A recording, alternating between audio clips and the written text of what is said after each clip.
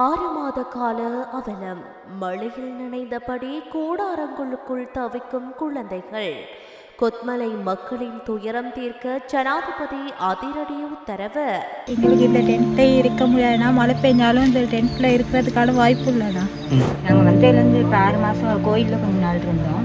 அது வாங்கினதுக்கு பிறகு இந்த டென்ட்டில் தான் இருக்கிறோம். කාලයක් ඇවිල්ලා තියෙනවා. එතකොට මේ වගේ ඉන්න අමාරුයි. ගෙදර ආදලා දෙන්නම් කියලා තමයි කිව්වේ. තාම නෙකුත්. மழையும் குளிரும் உறைந்து போகும் மலைநாட்டின் இருள் சூழ்ந்த கூடாரங்களுக்குள் கடந்த 6 மாதங்களாக 25 குடும்பங்கள் மரண பயத்துடன் வாழ்ந்து வரும் அவலம் வெளிச்சத்திற்கு வந்துள்ளது.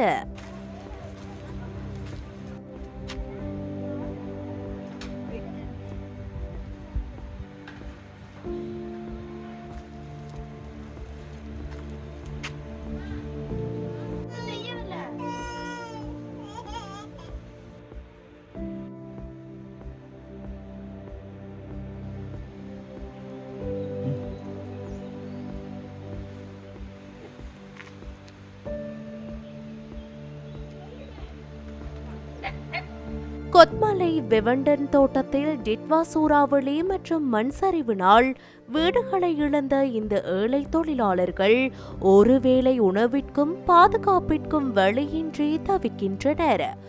6 மாதங்களுக்கு முன்பு தங்கள் வாழ்நாள் சேமிப்பால் கட்டிய வீடுகள் மண்ணோடு மண்ணான நிலையில் இன்று வெறும் தற்காலிக கூடாரங்களுக்குள் அடைக்கப்பட்டு இயற்கை சீற்றங்களுக்கு மத்தியில் ஒவ்வொரு இரவையும் அச்சத்துடன் கடந்து வருகின்றனர். மழைக்காலங்களில் கூடாரங்களுக்குள் நீர் உட்புகுவதும் பலத்த காற்றினால் தங்குமிடங்கள் சேதமடைவதும் இந்த மக்களின் அன்றாட துயராக மாறியுள்ளது.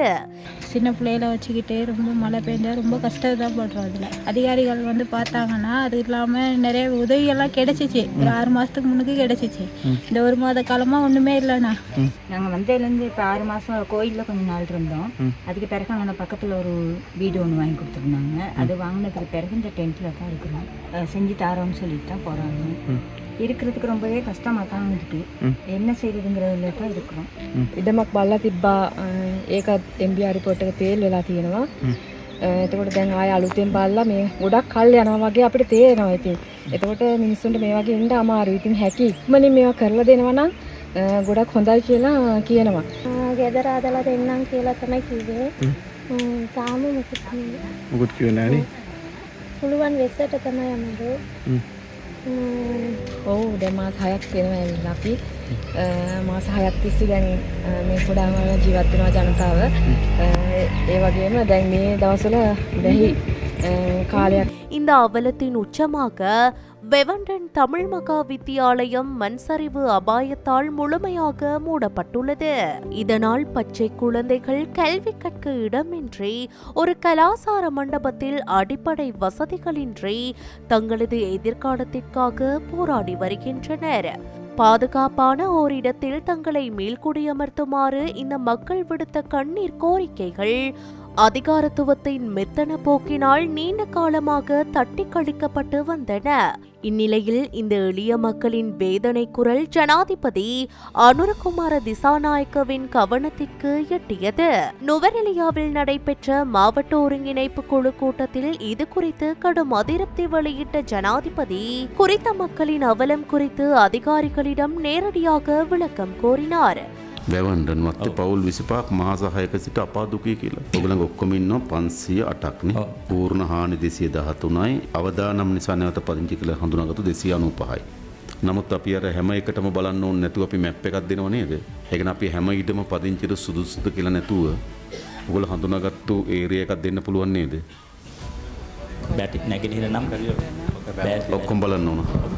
එන හැම ඉඩමක්ම බලන්න ඕනද? ඒ හරි බලන්න. හරි. ඒතර 7ක් තියෙනවා එහෙම. හරි. ඊළඟ රජයේ ඉඩමක් හොයලා දෙන්න ඕන අපි 198 දෙනෙක් කළා තියෙනවා.